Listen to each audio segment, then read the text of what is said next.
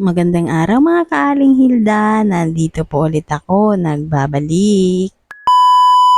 Ngayong araw nga po pala mga kaaling Hilda, uuwi po tayo ng probinsya. Ayan na nga po, nakaredy na po ako, inaantay ko na lang po yung grab kong sasakyan. At yan nga po ang outfitan natin, simplihan lang natin kasi mas maganda pag simple. At maya maya nga po, dumating na po yung grab na sasakyan ko na binok ng kapatid. Binitbit na niya yung bag na daladala ko, ang payat-payat niyan pero ang lakas. At ito nga po, ilang sandali, nakasakay na din po ako mga kaaling Hilda. At ilang sandali nga lang po dahil wala pong traffic, nakarating na po tayo dito sa airport. At ito nga po dahil maaga po tayong dumating, wala pa po tayong boarding gate. Kaya inantay ko lang pong mag-announce para lilipat pa ako, para doon pa ako uupo. Mas maigi na din po yung maaga mga kaaling Hilda kaysa po maghabol po tayo sa oras. Ako pa naman ayoko po na naghahabol, gusto ko po ako ang hinahabol. Charot!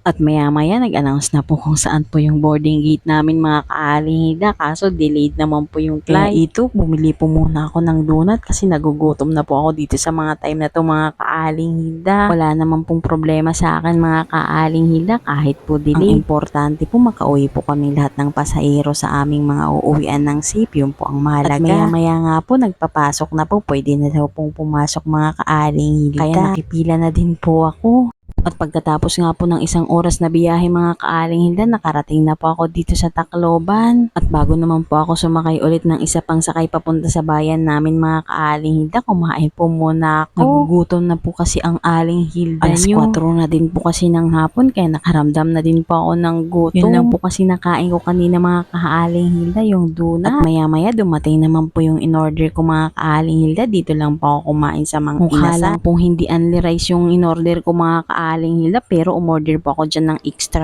rice.